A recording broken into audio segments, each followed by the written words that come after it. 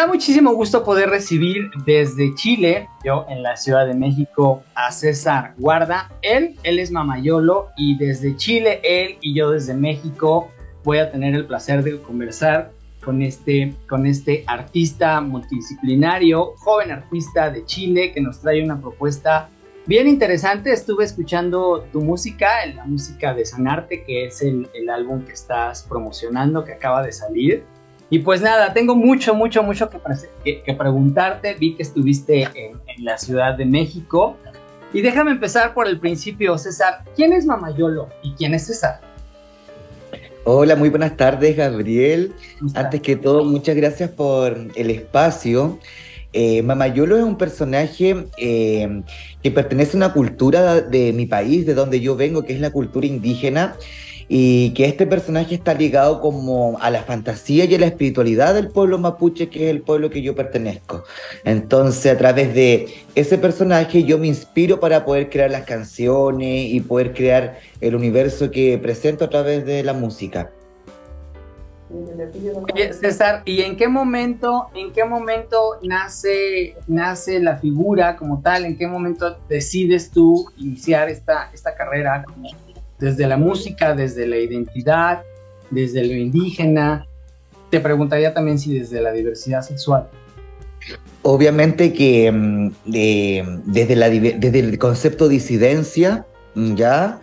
Del concepto de disidencia nace Mamayolo, y obviamente que desde la disidencia sexual, cultural, de género.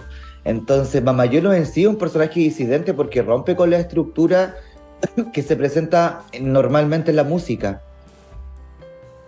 Veo que tienes muchas referencias justo a esta música pues andina, de los pueblos originarios de América, que han sido por parte de un mundo tan olvidados y por parte del otro mundo tan rescatados, ¿no? Y no puedo dejar de pensar en Mercedes Sosa y en Pedro Lemebel cuando estaba escuchando tu música, entre otras muchas cosas, pero es muy, pues me choca la palabra, pero muy étnica, pues, para poder identificarlo, ¿no? Obviamente hay folk, obviamente hay muchas cosas más, pero cuéntame más, porque eso es lo que yo escuché. Mira, efectivamente hay una cercanía con la obra de Pedro Lemebel. Bueno, yo personalmente admiro mucho su trabajo. Yo soy profesor de lenguaje en mi país, entonces desde pequeño estuve conectado con la literatura. Y Pedro Lemebel fue un revolucionario dentro de la literatura homosexual, política y crítica, que traspasó las fronteras chilenas y se conoció en todo el mundo. Entonces siempre también ha estado ese contacto, esa conexión con la obra de Pedro Lemebel, y a mí es algo que me enorgullece mucho. Lo mismo con Mercedes Sosa. Mercedes Sosa es alguien que me crié cuando pequeño, me crié con la música de Mercedes Sosa, de Violeta Parra, de Víctor Jara. Entonces obviamente son influencias que hoy en día, que me encuentro una persona más adulta, me doy cuenta que hay mucho de eso también en mi obra. Decimos en el español de Chile es hermoso y complicadísimo para todos los demás españoles de esta América, pero me parece delicioso. Acá en México decimos que pues crecemos mamando música, ¿no? Es decir, estamos influenciados por mucha música, y cuando escucho tus referencias, y ahí déjame entrarle, hay mucha política en esa música, ¿no? La dictadura, saliendo de la dictadura, el peso de la represión hacia todas las disidencias, hacia todas las diversidades.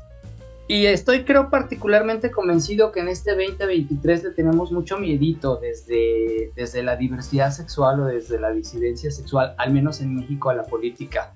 Creo que eso no está pasando en Chile. Pienso en las protestas. Recuerdo esta boguera que hizo Vogue ante la policía hace muy pocos meses durante la protesta, pero ¿cómo le entras, no? Desde la música hacia... El solo hecho que digas disidencia y no diversidad sexual a mí me dice mucho, pero cuéntame más.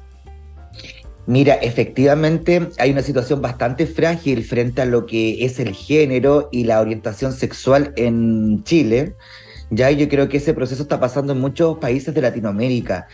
Y yo creo que la música, en el fondo, se transforma como una respuesta a esta disidencia, a esta violencia, a esta situación que tiene que vivir uno como artista disidente, ¿me entiendes? O sea, uno no es disidente cuando hace música, sino que uno es disidente 24/7, en su casa, en el baño, en la fiesta. Entonces, obviamente desde el punto de vista político es un poco complicado porque Chile tiende a reprimir, ¿me entiendes? Las expresiones artísticas, las manifestaciones. ¿Por qué? Porque el arte siempre, como tú lo mencionabas con el tema de la dictadura, el arte siempre ha buscado el despertar, ¿me entiendes? El abrir nuestras mentes, en que sea diverso. Entonces, obviamente que por lo menos Chile, al reprimir más el arte, hace a la gente mucho más, ¿cómo decirlo?, que esté en su en su zona de confort y no exista tantas manifestaciones. Entonces, para mí hacer folclore a esta altura del partido, para mí es un acto político, porque actualmente en Chile estamos invadidos con trap, con discursos son discursos más urbanos, ¿me entiendes? Sí. Un discurso mucho más urbano, pero que quizás se aleja de las otras culturas, ¿me entiendes? Yo no vivo en Santiago de Chile, yo vivo a 700 kilómetros de Santiago de Chile y está pasando algo. O sea, hay alguien haciendo música, hay alguien disidente, están pasando cosas en las calles igual. Entonces, creo que el concepto de disidencia también se representa desde la ruralidad donde yo vivo también, ¿me entiendes? Como es un pueblo chiquitito, pero también se hace música. Es un pueblo chiquitito, pero también se manifiesta. También hay artistas, también hay gente, si nos gusta algo también lo podemos decir. En mi caso, yo lo digo a través de la música. Veo también en esta parte, hay una canción sobre pues la situación que todos vivimos hace muy poquito tiempo, que fue la pandemia del COVID. Y entre otras muchas cosas, ¿no? Te voy a preguntar quién es el niño extraterrestre también. Pero ¿cómo nace este álbum que tú estás ahora promocionando, que es Sanarte? Que además es este juego de palabras, ¿no?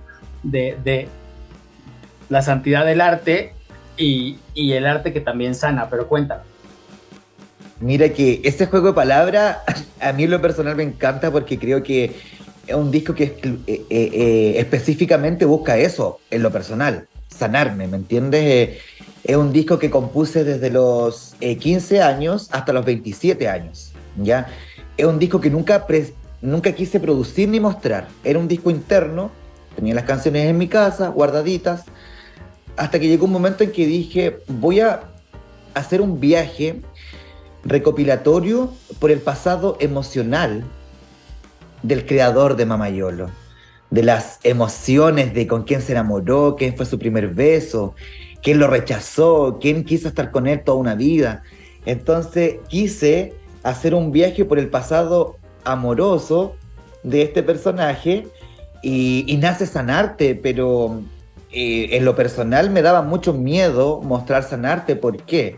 Porque es un disco muy íntimo, es un disco muy interno, es un disco que, si bien es cierto, yo estoy consciente que el folclore no es masivo, también llega gente. Y eso para mí también es maravilloso, que una persona de 70 años esté escuchando El Volcán, que es un disco que pertenece a Sanarte, mientras un chico de 15 años está escuchando Palomo Papi, que es una canción anteriormente al disco. Entonces, creo que este disco es muy íntimo y está hecho para la gente que le gusta el folclore, o sea, que se crió con su abuelita, que no sé, que escuchó folclore cuando pequeña. Oye, en ese sentido, todas las canciones son tuyas, ¿verdad?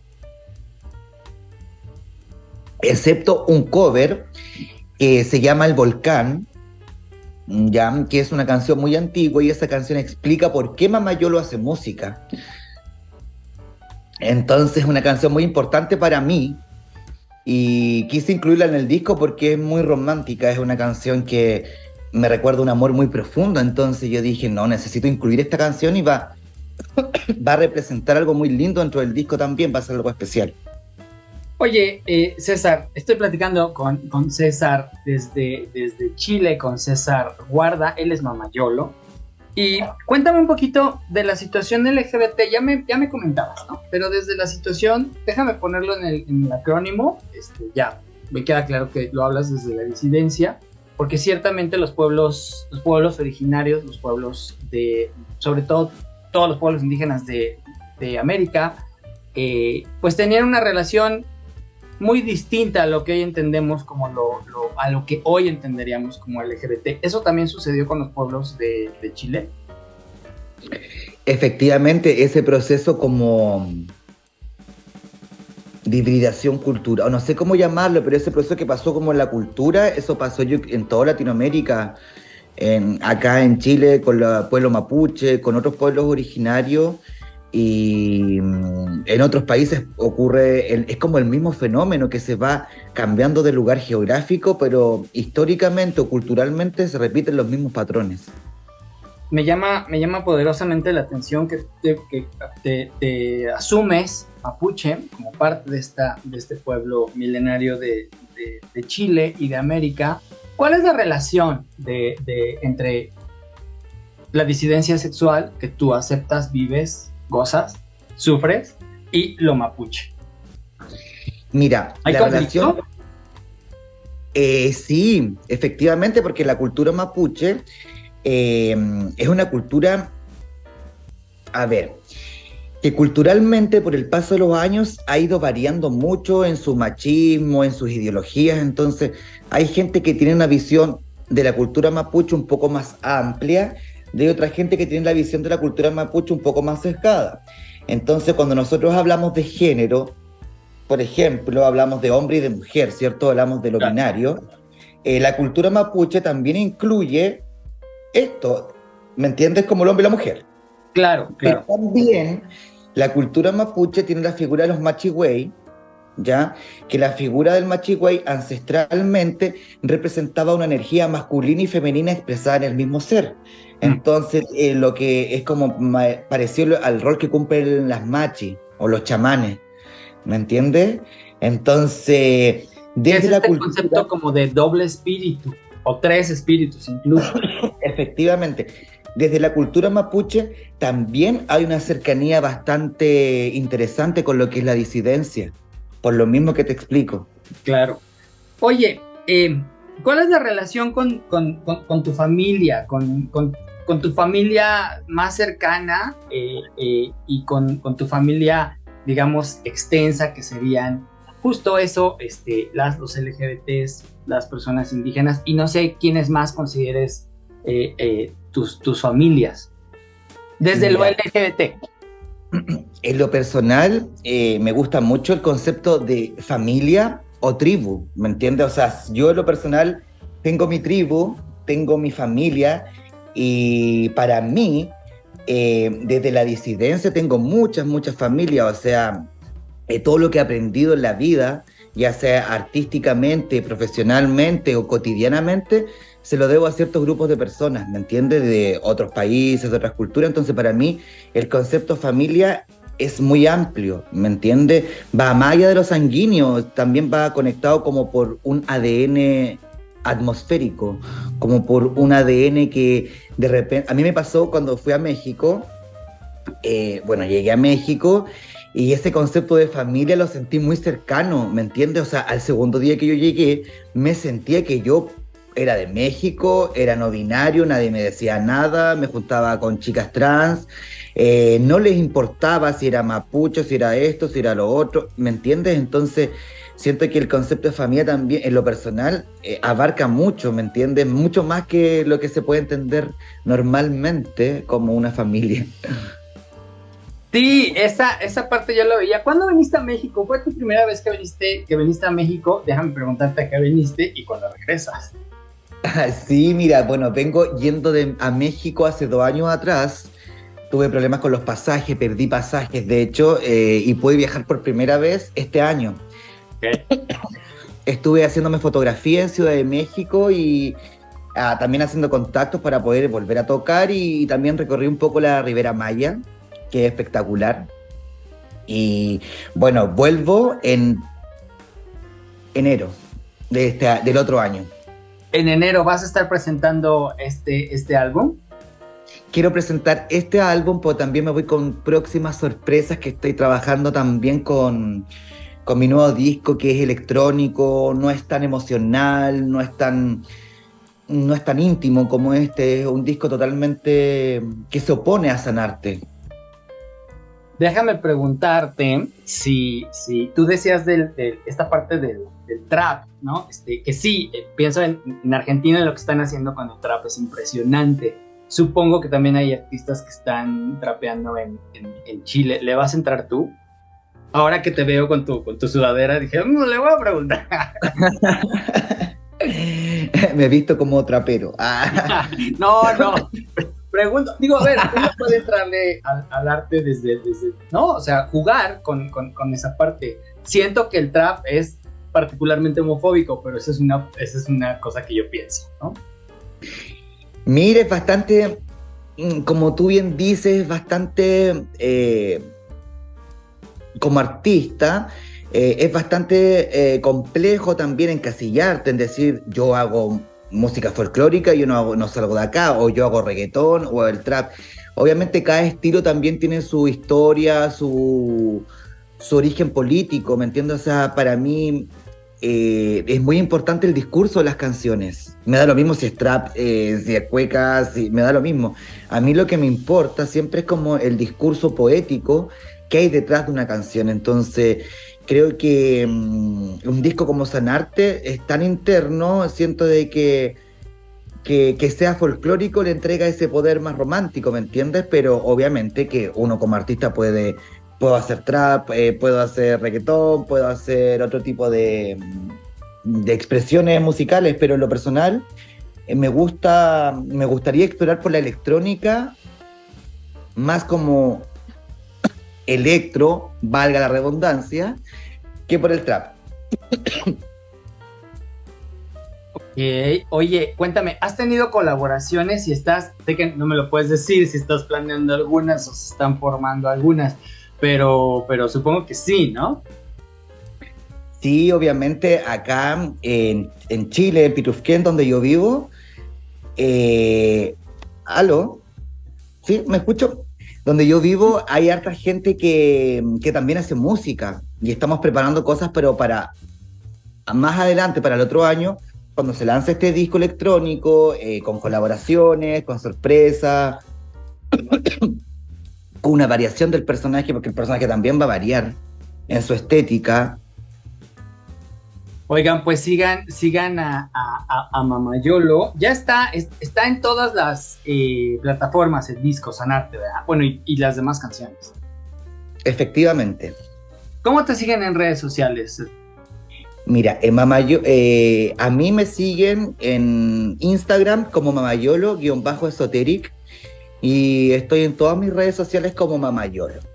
Mamayolo, Mamayolo, y tú puedes encontrar mi música.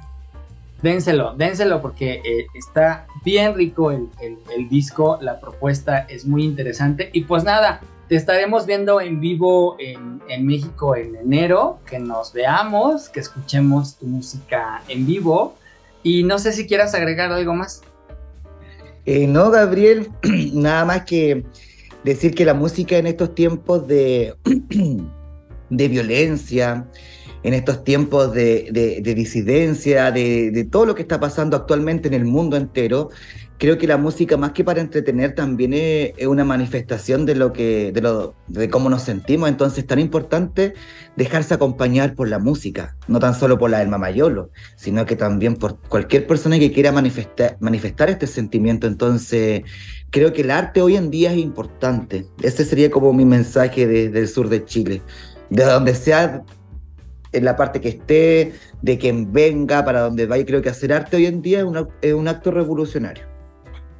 Que así sea y así es. Gracias de verdad, César Guarda, Mamayolo. Síganlo en redes sociales, escuchen su música y síganle la pista porque creo que vienen cosas interesantes. Que así sea.